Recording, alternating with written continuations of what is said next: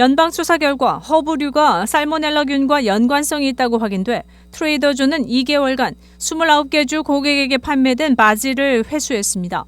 트레이더조는 2월 1일부터 4월 6일 사이 플라스틱 용기에 포장된 올게닉 바질을 구매한 고객은 버리거나 매장으로 가져오도록 했습니다.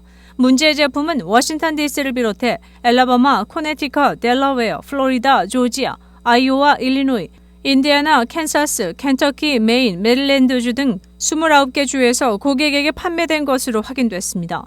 질병통제예방센터 CDC는 7개 주에서 12명이 살모넬라균에 감염됐다고 발표했습니다. CDC는 바질을 폐기하고 이에 노출 가능성이 있을 경우 소독하길 권고했으며 이미 섭취해 아픈 사람은 즉시 의료진에게 연락하도록 했습니다. 트레이더조 대변인은 이번 리콜 조치에서 최선을 다하고 있으며 사전 예방을 위해 식품 안전 프로세스를 지속적으로 개선하고 있다고 발표했습니다. 한편 살모넬라균에 감염되면 발열, 설사, 장경련 등의 질환이 동반되며 일반적으로 일주일 정도 지속됩니다.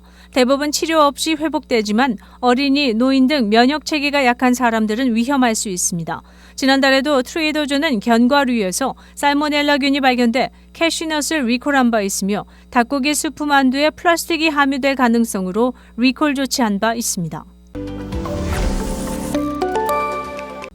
12세 된 딸을 헤로인과 펜타닐로 의심되는 약물 과다 복용으로 숨지게 한 졸리엣 거주 여성이 지난 14일 체포됐습니다.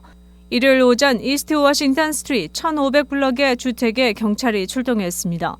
경찰이 도착해 집 2층 침실에서 12세 소녀를 발견하고 구급대원 출동 전까지 응급조치를 취했습니다. 이후 소녀는 인근 병원으로 이송됐다가 다시 시카고 소재 아동병원으로 재이송됐으나 결국 17일 수요일 오후 사망했습니다. 경찰은 사망한 딸이 체포된 엄마와 같은 침실을 사용했으며 그녀의 지갑에서 펜타닐과 헤로인으로 의심되는 약물을 압수했다고 밝혔습니다. 소녀의 엄마는 체포됐다가 규제 약물 소지 혐의로 법원에 출두하라는 통지를 받고 풀려났습니다. 경찰은 해당 사건을 수사 중입니다. 난민 이민자 문제, 강도 사건 증가, 교사 노조 협상, 시의회 반발 등의 문제로 어려움을 겪고 있는 가운데 존슨 시장은 탄핵이라는 또 다른 문제에 직면했습니다.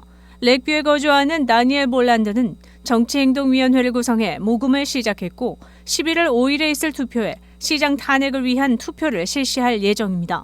그는 시장의 직무에 실망했다고 말하며 증가하는 강도 사건 문제가 가장 큰 이유라고 말하고 있습니다. 그러나 그의 이러한 행동은 쉽지 않은 과정을 거쳐야 합니다. 11월 투표에서 탄핵을 위한 주민 소환 투표를 실시하기 위해서는 8월 5일까지 5만 명 이상의 서명이 필요합니다. 만약 이에 성공할 경우 현직 시장을 소환할 권한을 갖게 되지만 여전히 존슨 시장은 그 지위를 유지하게 됩니다. 다음 절차로 12만 명 이상의 서명을 받게 되면 2026년 3월에 있을 선거에서 존슨을 탄핵할 수 있습니다. 다니엘 볼란드는 이러한 어려움에도 존슨 시장의 지지율이 20%에 불과하고 시의회도 시장에 반발하는 것을 볼 때 탄핵 성공이 가능하다고 주장합니다. 그는 교사 노조와의 협상 문제와 쿡카운티 의장의 꼭두각시 노릇에 대해서도 집중 비판했습니다. 존슨 시장은 이러한 탄핵 시도에 대해 크게 걱정하지 않는다는 반응입니다. 그는 과거에 더 많은 문제가 있었던 시장들도 있었다며 유급 휴가 제도와 최저임금보다 낮은 임금을 받는 노동자에 대한 노력 등 자신의 성과를 언급했습니다. 한편 다니엘 볼란드는 탄핵을 위한 준비에 패퀸 전 일리노이 주지사로부터 도움을 받고 있는 것으로 알려졌습니다. 쿡카운티 공중보건부는 시카고에 거주하는 홍역 감염자가 4월 9일 오전 10시부터 오후 2시 45분 사이 에버그린 파크 소재 샘스 클럽에 있었다고 밝혔습니다. 보건부는 과거 홍역을 앓았거나 예방접종을 받은 경우 발병 위험은 낮지만 그렇지 않은 경우 위험하다고 전했습니다. 일리노이주에서는 64건의 홍역 확진 사례가 있었으며 대부분이 필슨의 이민자 보호소 거주자에게서 발병됐습니다. 그러나 샘스클럽에서 발생한 홍역과 이민자 보호소에서 발생한 홍역 사이의 연관성은 아직 확인되지 않은 것으로 나타났습니다. 홍역은 기침이나 재채기 등을 통해 공기로 전염되며 점액이나 타액으로 접촉 시에도 감염됩니다. 또한 홍역은 폐렴이나 뇌염과 같은 심각한 합병증을 유발합니다. 고열, 기침, 콧물, 충혈된 눈, 피부 발진을 동반한 홍역이 의심되는 경우 즉시 쿡카운티 공중보건부나 의료기관에 신고해야 합니다. 한미은행 글렌뷰 지점이 예금고 2억 달러를 돌파했습니다. 특히 지난 1, 2년간 금리 인상에 따른 여파로 금융 환경이 경색된 가운데 시장 규모가 크지 않은 일리노이주의 후발 지점이 이뤄낸 성과라 그 의미가 크다고 은행 측은 밝혔습니다. 이 지점은 지난 9일자로 예금고 2억 2,300만 달러를 기록했습니다. 지난 2022년 말 예금고가 1억 4,400만 달러 정도였으나 15개월여 만에 55%가 늘어난 것입니다. 만이 이 행장은 의미 있는 결과를 만들어낸 글렌뷰 지점과 일리노이 지역 본부 그리고 이를 가능케 해준 고객의 성원에 감사드린다며 고객 및 지역사회와의 신뢰를 바탕으로 하는 관계금융을 통해 함께 성장해 나가는 커뮤니티 은행 본연의 역할을 계속해 나가겠다고 말했습니다. 한미은행 글렌뷰 지점은 지난 2016년 10월 오픈한 이래 현재 40년 경력의 베테랑 뱅커 윤재성 지점장과 5명의 직원들이 근무하고 있습니다. 여기에 지난해 1월 부임한 김현태 본부장이 윤 지점장과 함께 미시간, 인디애나 등 인접한 주로 활동 반경을 넓혀 이들 지역의 한인 및 한국 기업 고객 유치에 큰 결실을 내고 있습니다.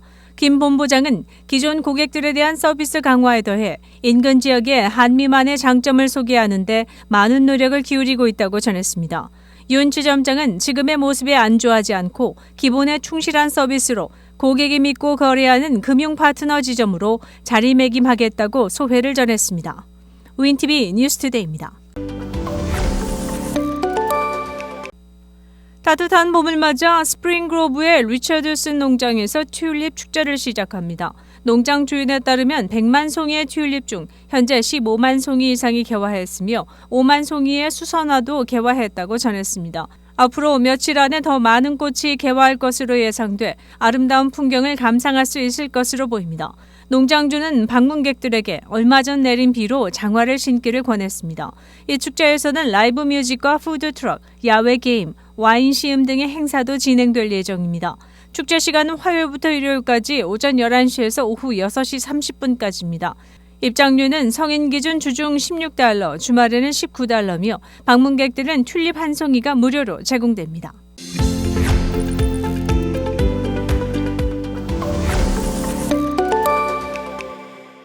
시카고 한인동포 일간지 한국일보는 전자신문으로도 배포됩니다. 시카고 한국일보 무료 신문은 가까운 한인 식당이나 마켓에서 볼 수 있습니다.